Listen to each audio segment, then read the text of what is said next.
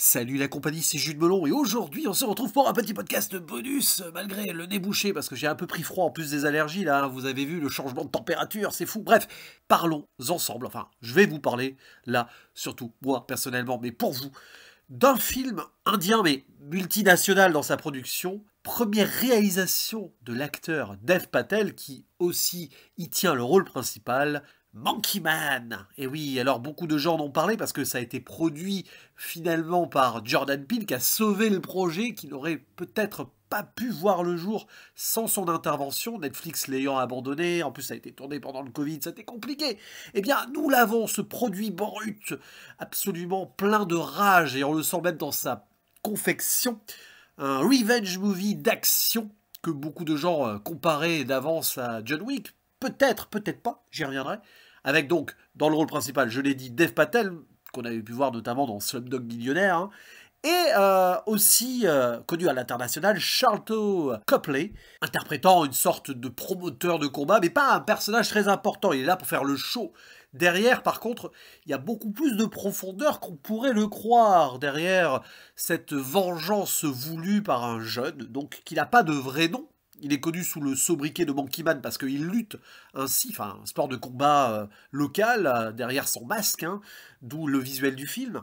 Et en fait, il a qu'une seule envie, c'est monter les échelons et parvenir à tout simplement se rapprocher des personnes qui sont responsables de la mort de sa mère, dont il a été témoin, hein, beaucoup de jeux sur les yeux, notamment dans les scènes de flashback, des grands produits du capitalisme, en gros, hein, pour faire simple, qui ont aussi ravagé le village, enfin détruit, quoi, et qui remettent en question aussi l'identité très riche, et ça j'y reviendrai sur ce point, d'un pays comme l'Inde, qui veut s'occidentaliser, certes, mais qui en oublie peut-être certaines racines, ou qui utilise celles-ci afin de mieux dompter la population.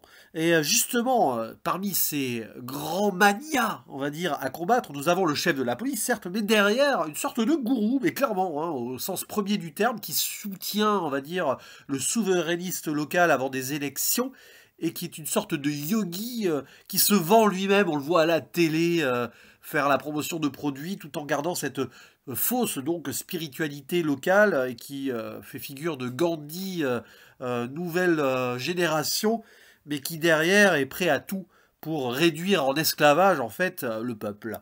Et donc, Monkey Man, on va l'appeler comme ça, va se faire embaucher auprès d'une certaine Queenie qui tient, on va dire, un bar à prostituées, hein, restaurant, enfin, qui cache certains plaisirs où les grands se réunissent.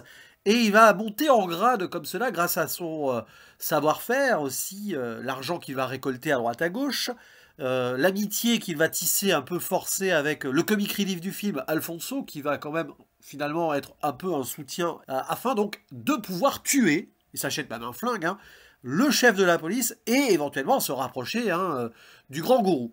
Et évidemment, on va le voir beaucoup souffrir hein, dans la première partie du film, parce que non, ce n'est pas John Wick dans la résistance ou dans, on va dire, les gadgets qui le protègent. Il en prend plein la figure et il va passer à deux doigts de la mort. Hein. C'est pas un spoil. Voilà. Évolution et puis renaissance, où il va prendre, on va dire, possession de son personnage et de sa faculté quasi divine de vengeur du peuple, puisqu'il va représenter ici les opprimés, les rejetés de cette Inde-là, qui est, on va dire, dénoncée dans le film. Et bon, sans en dire plus, être donc ce héros-là, qui est d'ailleurs, Monkey Man, entre le super-héros, si on veut, pour les enfants, quand on raconte des choses, et le côté divinité, hein, Hanuman, hein, c'est son nom complet, l'homme singe, qui a défié les dieux, parce qu'il a pris un fruit qui s'avérait être le soleil, et il s'est fait punir, bah justement, il va essayer de se rapprocher à nouveau de cette lumière ultime-là pour se sauver, peut-être, ou pas. Juste assouvir sa haine et sa rage, et ça, le film, il le montre bien, et parvenir enfin à venger la mort de sa mère. Mais derrière, il va peut-être aussi libérer certaines personnes qui n'ont plus le droit de parole, notamment une communauté transgenre, j'en dis pas plus, qui est liée à la spiritualité, et ça, c'est vraiment extraordinaire d'ailleurs, comment Dev Patel met en place cela dans son film, au moment, on va dire, charnière, tournant, hein, de la Renaissance, si vous voulez, et il va se passer un truc autour de cela, qui montre justement la grande force et la richesse ultime d'un film qui va au-delà de son revenge movie actionneur. Alors sur ce plan-là, il fait le taf, mais vraiment. Alors c'est très shaky cam, avec un montage très saccadé, avec des combats qui sont un peu désordonnés dans la première partie, mais qui après gagnent en puissance et en impact, puisque notre héros a lui aussi gagné, on va dire, en élévation et en contrôle de soi, en force. Hein. Il ne devient pas forcément invincible, mais on voit quand même qu'il y a le côté quasi déifié de son simple, on va dire, protagoniste qu'il est, pour devenir peut-être l'exemple, le libérateur du peuple. Ça, on peut le sentir avec certains symbolismes et tout qui sont appuyés, mais voilà, ça fonctionne super bien sur la mise en scène. Alors, il peut y avoir des défauts, peut-être un surexcès de générosité par moment, mais les bastons restent fun, impactantes, efficaces. Il y a des moments très forts, notamment dans l'ascenseur, là, avec un couteau, là j'en dis pas plus, mais voilà. Franchement, c'est viscéral de A à Z. Il y a tout ce moment, donc avant, on va dire son passage et sa presque mort, où ça dure très longtemps hein, dans les villes, je crois que c'est à Bombay, je veux pas dire de bêtises, mais il me semble, où vraiment il passe par beaucoup d'états et il encaisse, il encaisse, il encaisse. Quoi. Et le montage du film est au diapason, même d'ailleurs au-delà des combats, il y en a aussi sur le ring forcément. Il y a un moment, il y a une scène où il y a un sac qui est passé de personne en personne parce qu'il va récupérer de l'argent et tout, enfin plus que de l'argent en fait, un moyen pour introduire sa personne dans le haut gratin. Bref, il y a un petit montage comme ça populaire, on va dire, où on voit justement que les gens pauvres peuvent être solidaires entre eux justement face à ce système hein, quelque part, qui m'a rappelé quelque chose. Alors je ne sais pas si c'est pas Hong Bak, j'ai un gros doute, hein, corrigez-moi en commentaire. Mais ça serait pas étonnant, puisque quelque part, les influences de Monkey Man, elles tiennent plus de ces films asiatiques-là, donc Hong Bak ou The Raid, que de John Wick, même si John Wick emprunte évidemment aussi de ces films-là, hein, la boucle est un petit peu sans fin à ce niveau-là. Alors, il y a une blague hein, sur John Wick à un moment dans le film quand il achète un flingue, mais après, voilà, il y a aussi une esthétisation vers la fin, quand on est dans ce paradis un petit peu là, avec des miroirs et tout, où on se croirait un peu dans un univers à la John Wick, mais ça s'arrête là. Après, le film a sa force et son identité propre. Et c'est là que je le qualifierais, ce métrage, de transidentitaire au sens large. Déjà, il y a le côté populaire, terre-à-terre et divin, spirituel qui se côtoient. Alors pour nous, de culture occidentale, ça peut paraître étonnant, on pourrait y voir un message trop religieux et tout, mais non, il faut le rapprocher de ce que disait sa maman, voilà, quand il était petit, les contes et tout, le côté dualité hein, là-dessus, entre super-héros et divinité. C'est comme cela que les enfants pouvaient se rêver autres.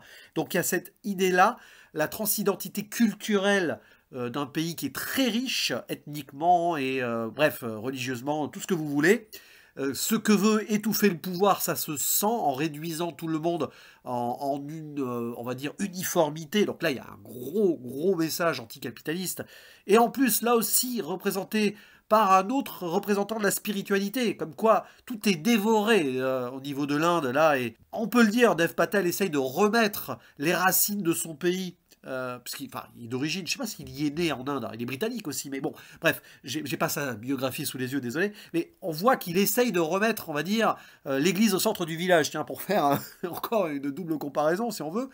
Et dans la transidentité globale, on arrive aussi donc à faire le focus sur une communauté transgenre indienne, donc, qui existe vraiment, hein, les Hijras, qui sont assez nombreux et qui ont été rejetés hein, petit à petit. On voit ici d'autres exclus de ce monde-là qui vont aider notre héros. Et c'est cette force de diversité culturelle qui va transcender. Vous voyez, on est vraiment dans du cinéma trans au sens large, là, transidentitaire, transgenre, transcendant, etc. Bref, ils vont l'aider, le héros, afin qu'il explore ce qu'il est vraiment, à travers des flashbacks aussi. On a un moment assez psychédélique, avec un cœur là qui s'ouvre, enfin... Il y a toujours ce rapport à la lumière hein, autour du héros par rapport à la légende de son personnage, si vous voulez, le soleil qui l'aurait dévoré. Et si vous faites attention, à un moment, j'ai capté cela vers le milieu du film, c'est que souvent, Monkey Man, il est soit écrasé, soit orné de cette lumière-là. Quand il prend, on va dire, conscience des choses, il y a toujours cela. Je pense que c'est pas fait par hasard, ça veut dire que le film aussi a réfléchi sa mise en scène par rapport aux thématiques et à la narration et au message passé. Bref, les marginaux vont être ensemble pour un grand final extraordinaire, évidemment, qui nous renvoie à cet endroit paradisiaque mais très malsain. Et j'en dis pas plus, évidemment, mais c'est très fort, très très très fort. Il y a même une des prostituées, enfin, une des dames de compagnie, on va dire ça comme ça, qui va aider à la révolte, et c'est très très très très bien. Donc c'est un film qui est bougrement généreux, viscéral, rageux, il a cette haine-là, et on sent que même dans sa production, ça a été compliqué, et visuellement, et dans son écriture, on le ressent. Et c'est pour ça qu'il y a peut-être des maladresses, bien évidemment, c'est peut-être parfois un peu trop long, mais c'est tellement fort et généreux que je vous le dis, hein, tout de go. Déjà, de mes doubles séances du vendredi, bah, c'est celle-ci que j'ai préférée par rapport à Civil War. Hein. Je vous renvoie à ma vidéo publiée hier soir pour mon avis sur le Alex Garland.